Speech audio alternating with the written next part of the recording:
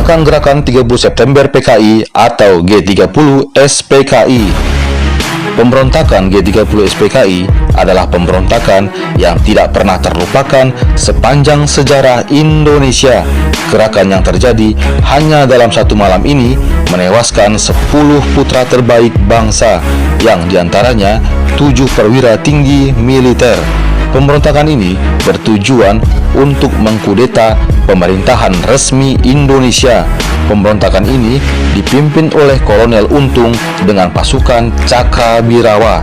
Gerakan ini terjadi karena adanya isu Dewan Jenderal. Terdengar isu beberapa jenderal tidak puas terhadap pemerintahan Presiden Soekarno.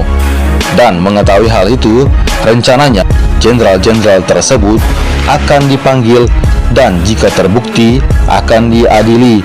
Namun kenyataannya yang terjadi, jenderal-jenderal yang ditangkap ternyata dihabisi oleh pasukan Cakrawirawa. Sampai sekarang, isu Dewan Jenderal tersebut masih dipertanyakan karena penuh kontroversi dan konspirasi. Namun, dalang dari gerakan ini adalah PKI, dan tidak menunggu waktu lama, gerakan ini berhasil ditumpas. Seluruh anggota PKI yang terkait maupun yang tidak terkait yang berhubungan dengan PKI dieksekusi, termasuk pemimpin-pemimpinnya. Pemberontakan organisasi Papua Merdeka atau OPM. Organisasi OPM berdiri pada tahun 1965 dan masih eksis sampai sekarang. OPM bertujuan untuk mengakhiri pemerintahan Provinsi Papua dan Papua Barat dan untuk memisahkan diri dari Indonesia. Gerakan ini sangat dilarang di Indonesia karena Papua sudah menjadi bagian dari Indonesia sejak tahun 1969 secara sah di bawah perjanjian New York. Diketahui negara-negara sekutu yang mendukung OPM adalah negara Vanuatu, negara Kepulauan Salomo, negara Senegal, dan negara Tonga.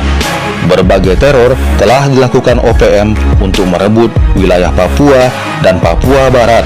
Namun, pemerintah Indonesia tetap mempertahankan keutuhan NKRI dengan memberantas pasukan OPM dan pimpinan-pimpinan OPM. Gerakan Aceh Merdeka atau GAM. Gerakan ini sudah berdiri sejak tahun 1976. Gerakan ini bertujuan untuk melepas Aceh dari Negara Kesatuan Republik Indonesia. Konflik antara NKRI dan GAM menyebabkan jatuhnya hampir sekitar 15.000 jiwa. Gerakan Aceh Merdeka dipimpin oleh Hasan Tiro selama hampir 3 dekade. Walau berhasil ditumpas oleh pemerintah pada tahun 2005, beberapa anggota-anggotanya dan pemimpin gerakan Aceh Merdeka masih aktif di Belgia dan di Jerman. Mereka menamakan diri Aceh Sumatra National Liberation Front atau ASNLF.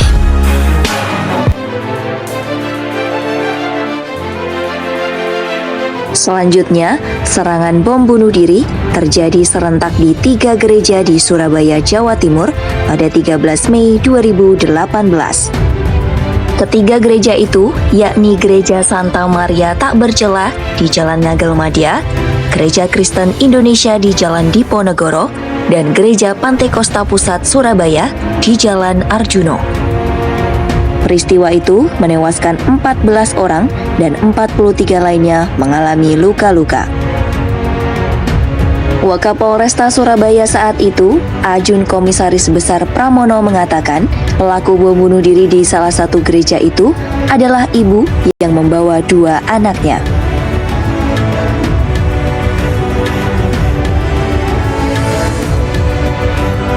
Bom bunuh diri kembali terjadi di Mapolresta Surabaya, Jawa Timur pada Senin 14 Mei 2018. Pelaku bom bunuh diri kali ini merupakan keluarga yang terdiri dari bapak, ibu, dan 3 anak. Mereka mengendarai 2 sepeda motor. Peristiwa itu menewaskan istri dan anak perempuan keluarga itu, kemudian melukai ketiga anak lainnya. Sementara sang bapak tewas ditembak polisi yang datang ke lokasi.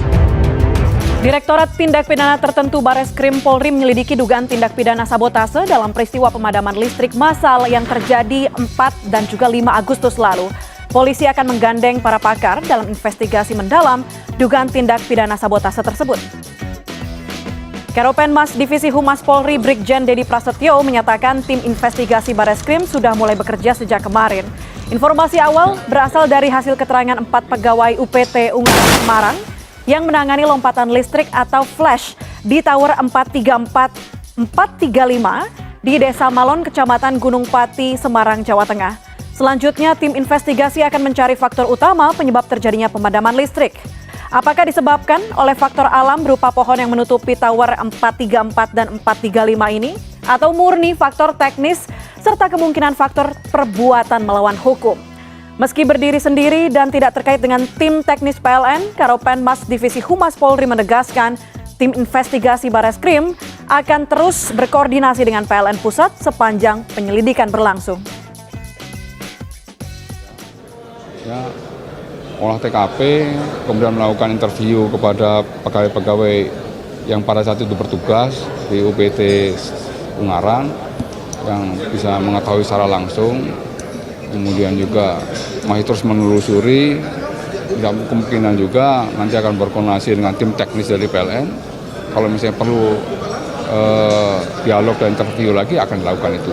Yang jelas keberadaan tim Bareskrim untuk betul-betul mencari secara terang menerang apa yang menjadi faktor penyebab utama blackout dan juga mendalami apakah ada unsur pidana di situ. Pos keamanan TNI Polri di Papua belakangan didatangi 2 perempuan secara tiba-tiba.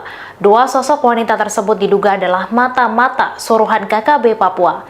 Mereka mendatangi pos keamanan dengan memanfaatkan situasi dan berdalih ingin meminta bantuan bahan pangan. Dikutip dari Pos Kupang, kedua sosok wanita itu diketahui datang dengan membawa buah-buahan. Mereka menyebut kedatangan tersebut untuk meminta bantuan bahan pangan seperti beras dan mie instan.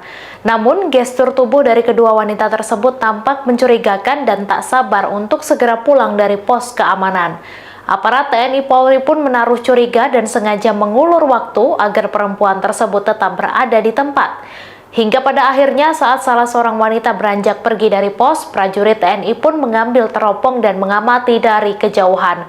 Wanita tersebut ternyata bukan kembali ke rumahnya, namun kembali ke sebuah honai yang terletak di dekat hutan. Ternyata wanita tersebut hanya ingin melihat suasana di pos keamanan dan memata-matai aktivitas prajurit TNI Polri dan merencanakan penyerangan. Diketahui di honai tersebut ternyata banyak pemuda yang membawa senjata api. Melihat hal itu, aparat kemudian melepaskan tembakan peringatan. Alhasil, tembakan itu disambut dengan tembakan yang membabi buta oleh kelompok kriminal bersenjata tersebut. Dari video yang viral tersebut terungkap bahwa insiden itu terjadi di wilayah Intan Jaya, Papua. Yang saya hormati para ketua komisi dan para anggota DPR RI, yang saya hormati para menteri Kabinet Indonesia Maju, hadir Mendagri, Menteri Perhubungan, Menteri Kesehatan, Menteri Lingkungan Hidup dan Kehutanan, yang saya hormati Pak Kapolri, para hadirin yang berbahagia. Langsung saya doa, sesuai dengan Undang-Undang RI Nomor 34 Tahun 2004 tentang Tentara Nasional Indonesia, tugas TNI terdapat pada pasal 7 ayat 1 dan 2. Di antaranya adalah ayat 1 menyatakan tugas pokok TNI menegakkan kedaulatan negara, mempertahankan keutuhan wilayah NKRI serta melindungi segenap bangsa dan seluruh tumpah darah Indonesia. Adapun data pelanggaran wilayah udara nasional oleh pesawat terbang negara asing dan sipil selama periode Januari sampai Juni 2023 dapat kami sajikan sebagai berikut. Untuk warna merah adalah pelanggaran yang dilakukan oleh pesawat udara militer, terbanyak dilakukan oleh Amerika Serikat, tercatat sejumlah 18 kali pelanggaran dan pesawat militer India pernah 2 kali melanggar. Warna kuning adalah data untuk pesawat udara sipil yang melanggar wilayah udara nasional, di mana Amerika 3 kali dan Republik Ceko pernah sekali melanggar. Dari data tersebut, pelanggaran terjadi 13 kali di VIR Singapura di atas Kepri dan sekali di wilayah udara Kosek 1 Medan.